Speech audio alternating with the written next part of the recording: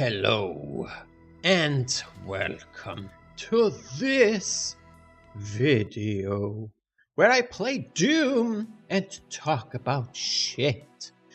Anyway, so what you're seeing here is my recording from right now. I haven't read the date, but it's probably like a week ago or something. Let's see. Oh man, it's almost a month ago. Holy shit, time flies. Holy fuck. Alright, so the story behind this video is basically that I recorded it at that day, but decided then that my commentary was complete garbage. So I re-recorded it, what you can see here, and I tried to make another video voiceover like I'm doing right now, but it turned out to be quite shit. I have to turn down the volume. Right, otherwise I will scream. That's bad. Anyway, so, and the voiceover was really shit because I was rambling about all kinds of nonsense and I don't know, I was kind of frustrated. And because, yeah, I recorded this video like 5 times or something like that. And the whole day was pretty much like really frustrating because I don't know, I can't play and talk. I said this before in another video, like way back in some video. You know, back when I used to play Doom and talk about crazy shit all day. Anyway, so today I want to talk about a few things that are going on, especially my new game that I'm currently working on, because I'm very excited about it. And yeah, these are scary times right now, so I want to take a bit of time to just address a few things with Dimension Drifter, what's going on, and also the tie-in between these games, because it's not like the new game is like a completely different new project, but instead it's basically a so in the very first version of Dimension Drifter, you were able to play like some kind of choose your own adventure type of thing, and some players really liked that and some people thought it's really stupid, and I thought it was really stupid, but I think the whole idea behind it and the mechanics that I developed for it, I didn't want them to go to waste basically. So what I've done with the new game is basically it's a mix between a story-driven, like a not choose your own adventure, but instead it's a dialogue choice type of thing, where you have dialogue choices, and these dialogue choices increase as the more you play. And you know, for example, you go to a location, and when I say you go to a location, you basically click the location. It's a 2D simulation game. It's like a management game. So there are locations, but there are just buttons basically. So you click them and voila, you're there, you know? It's not like action or running around or anything. It's like, yeah, it's a pure simulation management game. Anyway, so there are locations that you can visit, and when you talk to the person at the location, you have a limited amount of dialogue options. But if you visit other locations and do things at these locations, or upgrade some items, or find items in your missions, then you go back and you have more options and you can talk about different topics and stuff like that. So the story basically expands while you're progressing through the game. And right now I'm thinking about, you know, there are 2 ways to do this, and in our time, sadly, you have to show pretty much everything that's going on. So basically what I will probably do is that if there are new dialogue choices for some location, then there will be like a little icon showing that, hey, you must go here to talk about new stuff or something like that. But you know, honestly, maybe I will not do that, because I don't know, I think it's more organic and more interesting to just go around. But you know, in the end it always results in, you know, going everywhere, exhausting all options kind of gameplay, and that's really boring and kind of frustrating. So I would probably go with the icon above the head. Yay! That was me thinking out aloud about a new, whether or not I want to do a certain thing anyway. Alright, so I want to talk a little bit about the game. You know, I have 30 minutes to fill, so maybe I should talk about something else first. So in my last video, I talked about Steam, and I said something along the lines of, I think that Steam is frustrated with the indie devs and they're trying to get revenge on them. So basically the context of this is that on Steam, there is, right now at least, there is a 95% failure rate of indie games. So what this means is basically that 95%, or maybe it's even higher right now, maybe it's 97%, I might. Anyway, so a very high percentage, 95 to 97%, of Steam games are not selling at all, basically. And the Steam dev is forced to go out of business because of the sales numbers. Oh, this was a fun part that I'm playing right now. I tried to get over that, and basically I decided after this segment that this map is just a piece of shit, because you know, Doom maps don't have to be this complicated to be fun. And I decided that it's not worth my time to play this shit map anymore. I'm sorry if anyone knows the guy who made the map and that guy sees this video and is disappointed and cries a tear. Yeah, you should, because it's a shit map. Alright, now that this is out of my system. Yeah, basically the map is way too complicated for its own good. It should have been much more streamlined to be way more precise and straightforward, because this is just a huge clusterfuck of a map, and I hate it, and I want to see it die and burn. Anyway, where was I? Alright, Steam. Alright.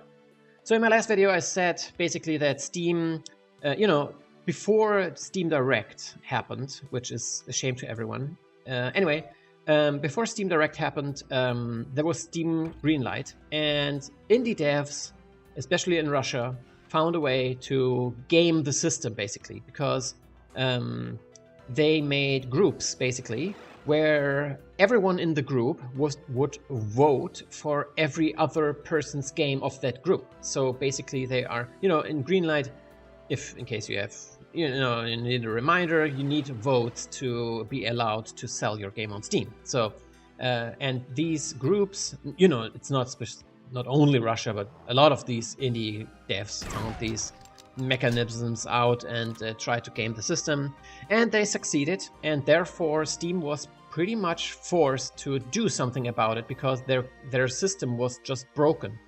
And what they did was just say fuck it, and they opened up the store to everyone. But the huge problem about this is that you have no visibility anymore right now.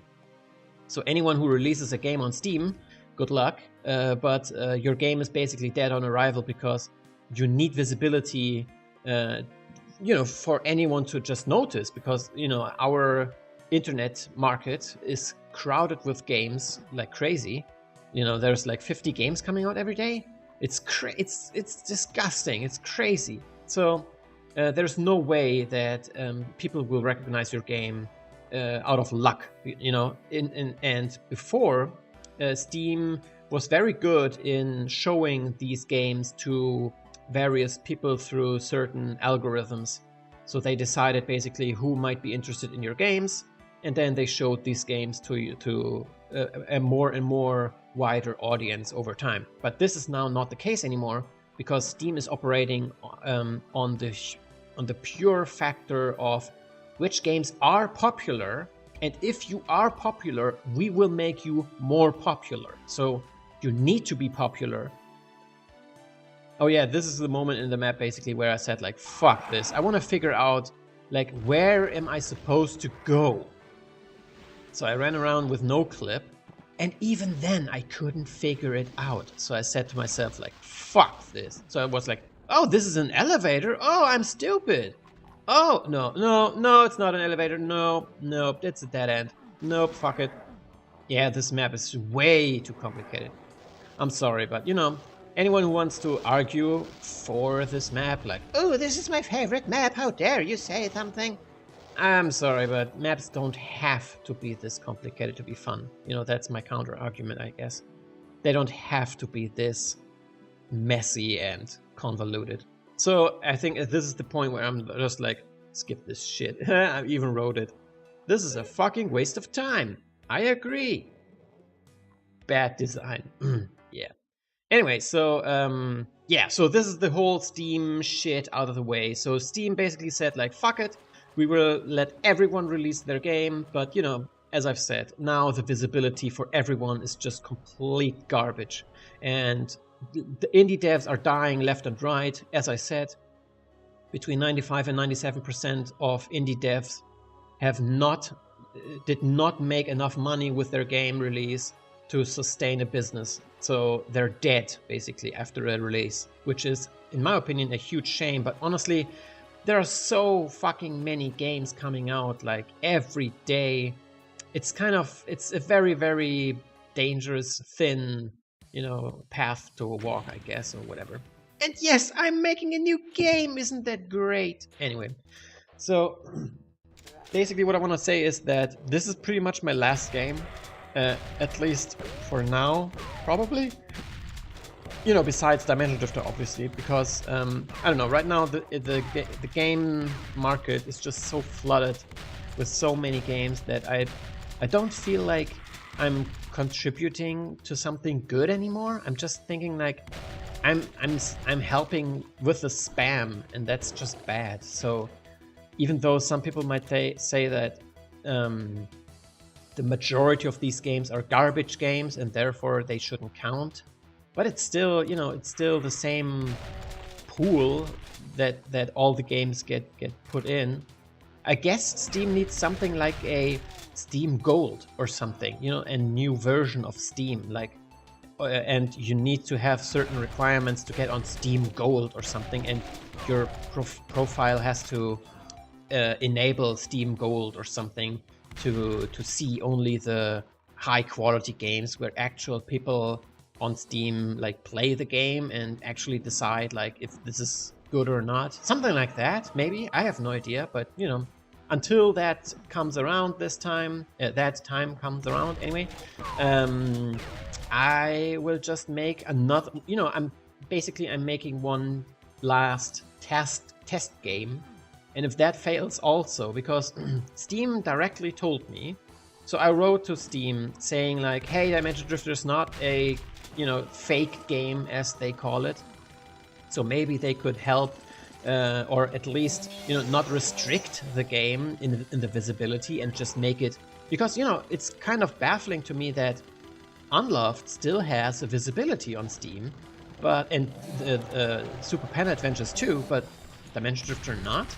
So I wrote to Steam and asked them, hey, I've made a few games before and they didn't turn out to be fake games, so maybe you can give me like some kind of pass or something, something that makes me, not in the same crowd. My biggest problem and Steam's biggest problem, in my opinion, is these fake games. And honestly, I can't blame anyone to do that because it's just so easy. It's, from the perspective of like any developer, it's like, it's easy money. You buy basically a package from a marketplace somewhere, and it's pretty much already a almost made game, and you basically you just fine-tune it over a week or two, and then you have a new game, bam! So it's easy money basically. So why would anyone not do that?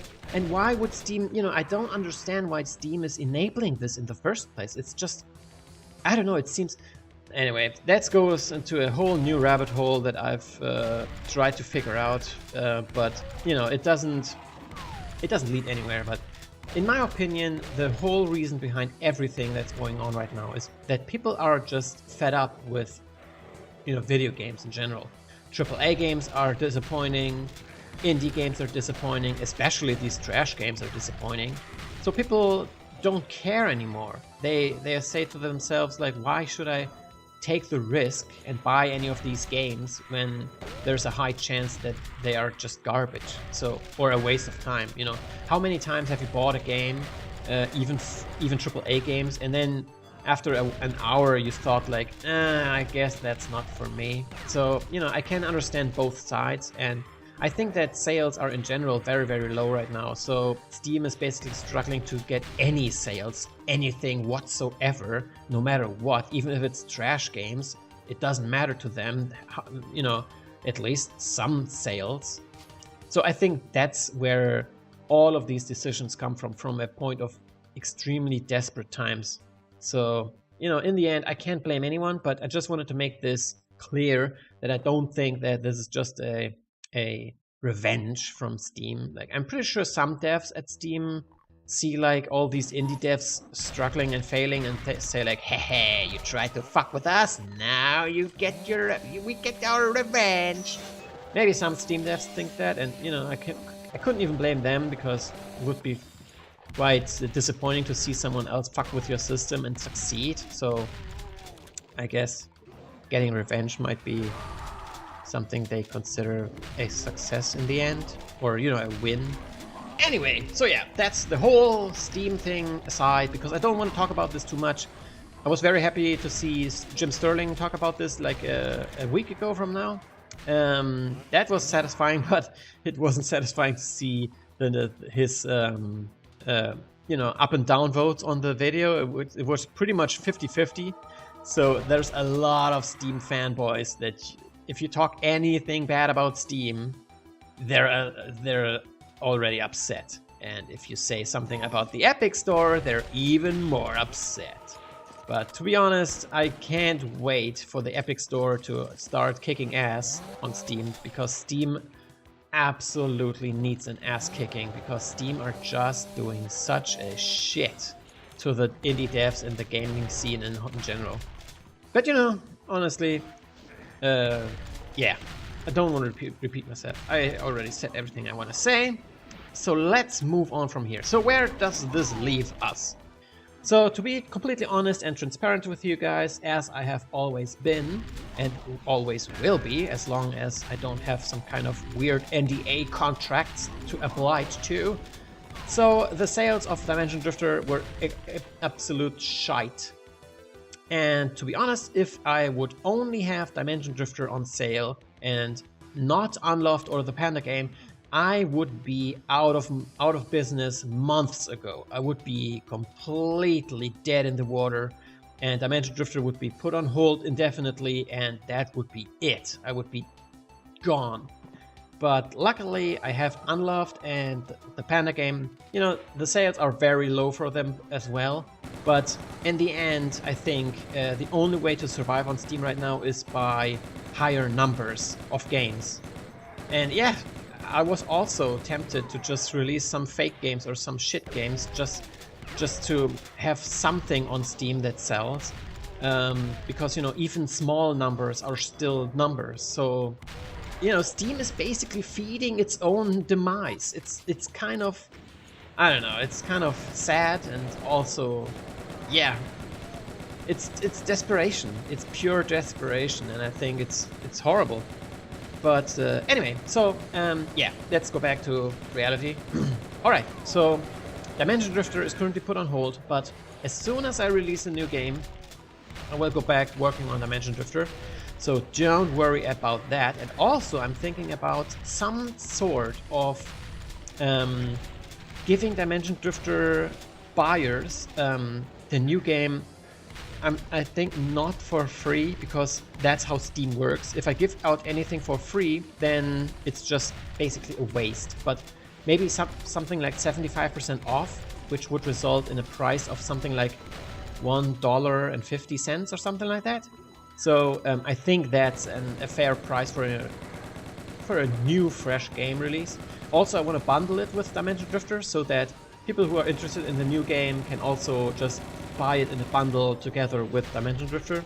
Because in the end, I need to get higher sales on Dimension Drifter, and this is only possible through some kind of you know, publicity. Like, you know, some people need to recognize that the game exists, and you know, that's not the reason why it's a tie-in, but because I think the world of Dimension Drifter is such a huge, interesting place that I want to explore it more, and I think that Dimension Drifter only takes out as a very tiny slice of that. So I'm trying to use the new game to shed more light on this whole world and maybe get people interested in the whole, yeah, dimension, I guess. And yeah, so that's why I want to tie in both games. And also, oh yeah, this is another thing where I was very highly critical of the Doom map that I was playing. Sorry for interrupting my train of thought there, but I just noticed because this map is also highly garbage, in my opinion. Because the path that should be straightforward is actually a hidden path, which is complete shit because you have all these dead ends in the map, and then you have like this tiny staircase. There, I'm writing it.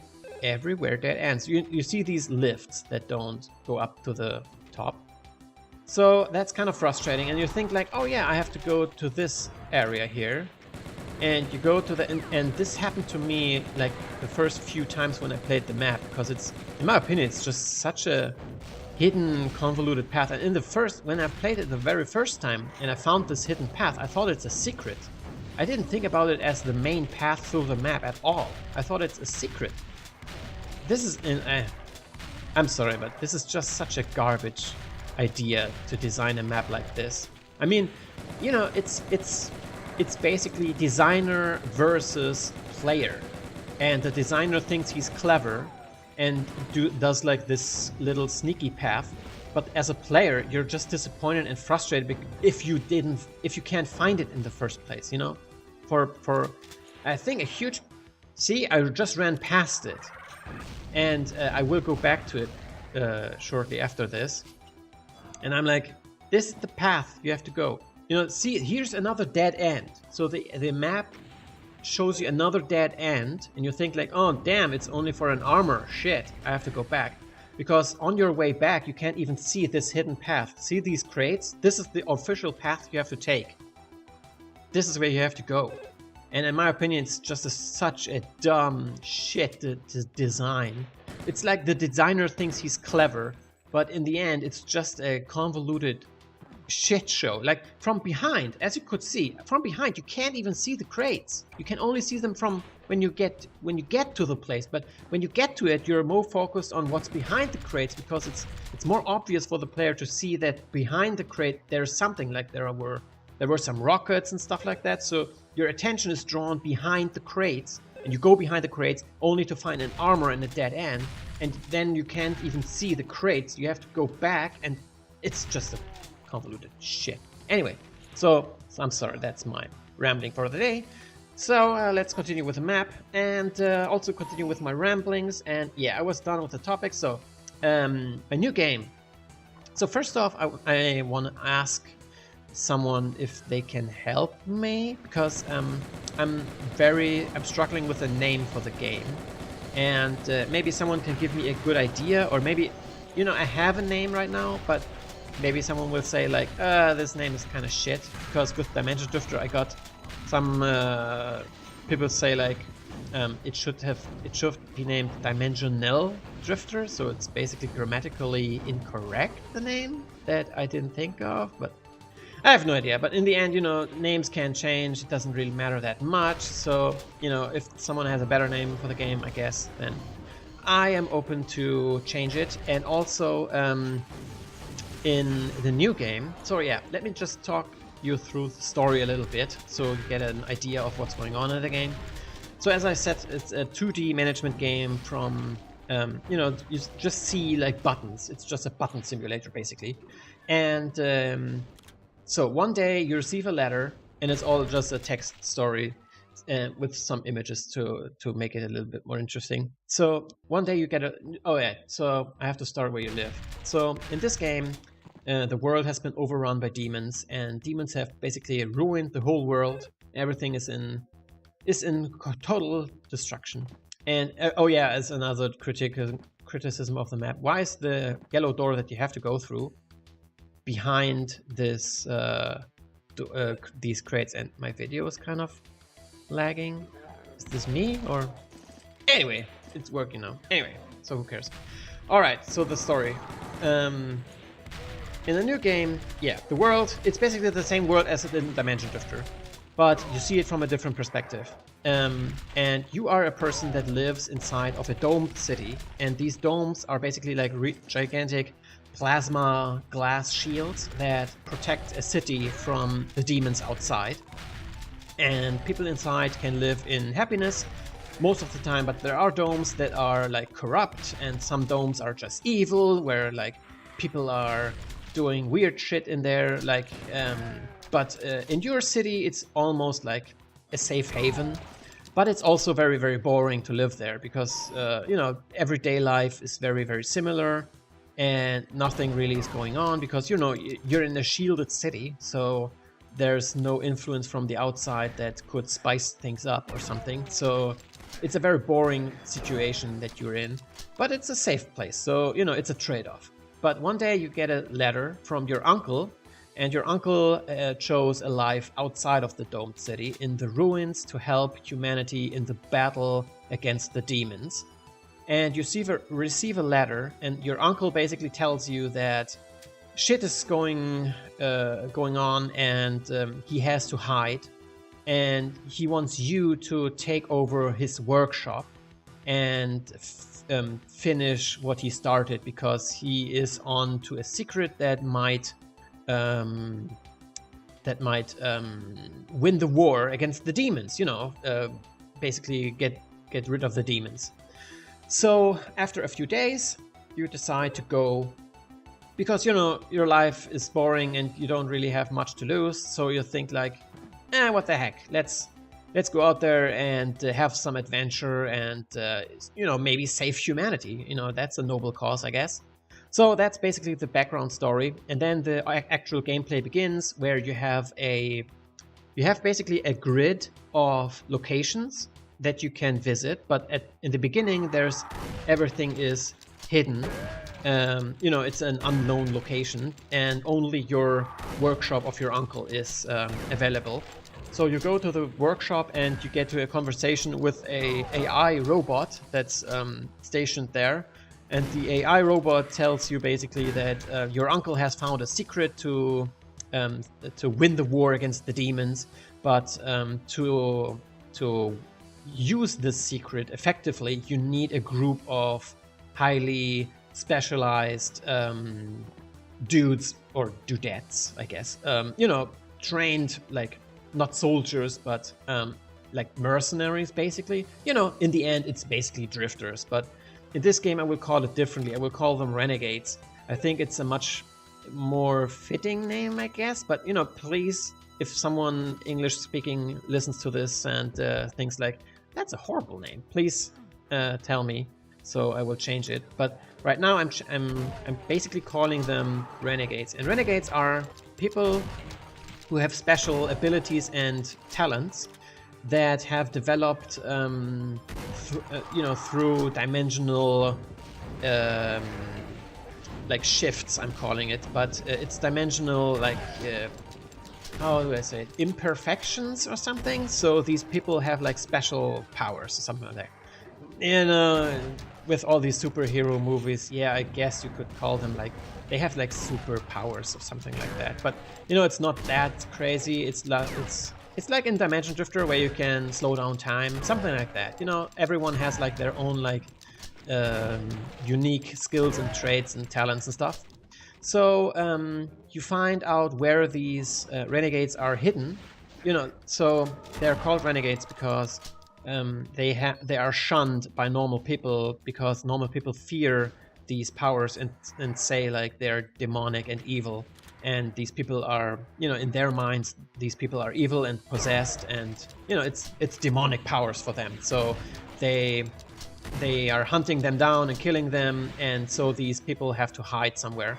So that's why they're called renegades. In Dimension Drifter, I'm calling them drifters, but I think that rubbed some people the wrong way, because they thought like drifters is like a hobo or something, and you know, renegades I think is a bit more fitting. But please, if that's also a shit name for them, I'm sorry, please tell me, so I will change it again to something else. I think that's more fitting or something, but for now I think renegades are better.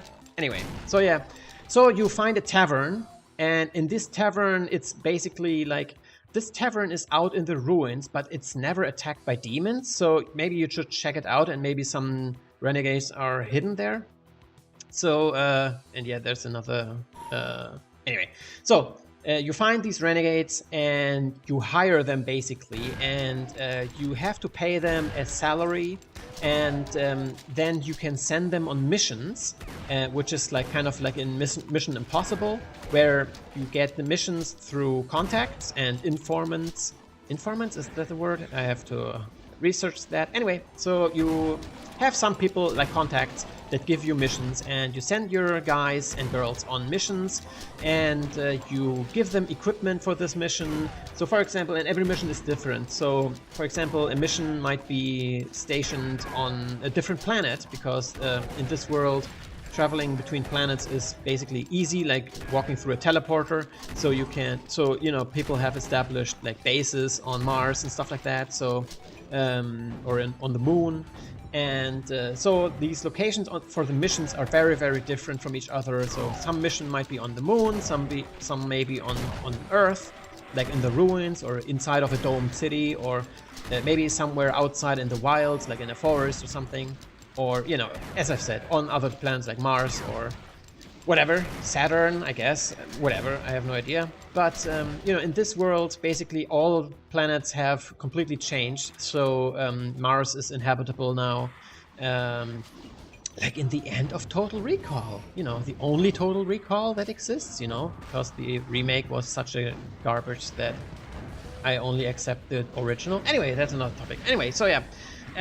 So this is basically the gameplay. So you hire a bunch of dudes and girls, and you send them on missions. You give them equipment for these missions. You know, some missions might be like just a basic task, like kill some demons, but some others might be more complicated. For example, find a missing person or hack some computer system somewhere.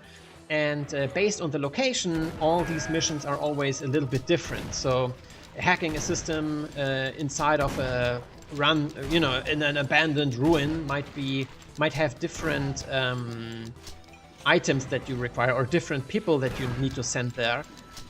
Except when it's on Mars, for example. Like when it's on Mars, it's probably like more dangerous to go there, and maybe if it's in a abandoned sewer or something, or an abandoned hospital or whatever, then maybe you need some people with higher firepower, you know, that can deal with more demons.